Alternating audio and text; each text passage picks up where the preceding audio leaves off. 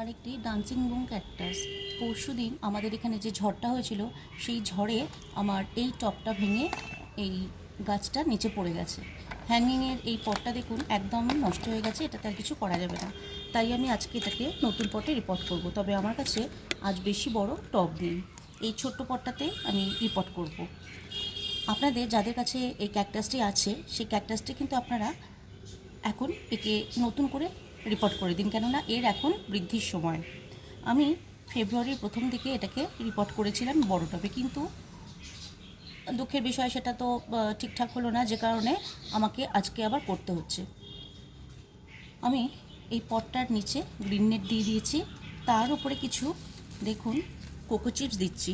এই কোকো চিপসগুলো নতুন করে আবার দিচ্ছি, কেননা আগের কোকো চিপসগুলো একটু কেমন হয়ে গিয়েছিল।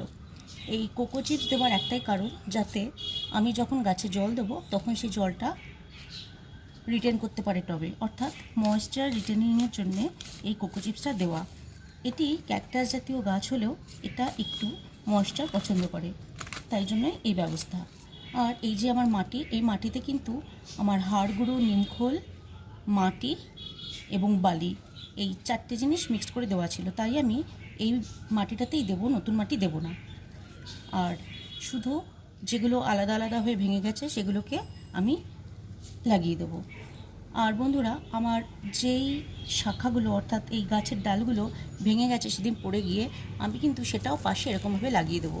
এরকম লাগিয়ে রাখলে দেখবেন কিছুদিন পরে এখান থেকে শেকড় গজিয়ে এই গাছটি ঠিক ধরে যাবে। আসুন আমরা এবারে এটাকে রিপোর্ট করে দিই। এই পুরনো মাটিটাই দিয়ে দেব।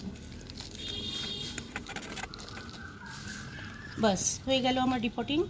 আর অন্য কোনো ঝামেলা নেই, যেহেতু আমি পুরনো মাটিটাই এটাতে দিয়ে দিচ্ছি।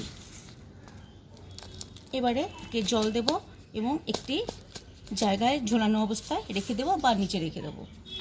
এই দেখুন হয়ে গেল। আর এই যে এই ডালটি, ভাঙা ডালটি আমি পাশেই একে পুঁতে দিলাম। এবারে জল দিলে এই গাছটি কিছুদিন পরে ধরে যাবে, ডালটি থেকেও নতুন শেকড় বেরোবে। আপনাদের ভালো লাগলে ভিডিওটি একটি লাইক করে দেবেন। দেখা হচ্ছে পরবর্তী আবার যে কোনো ভিডিও নিয়ে।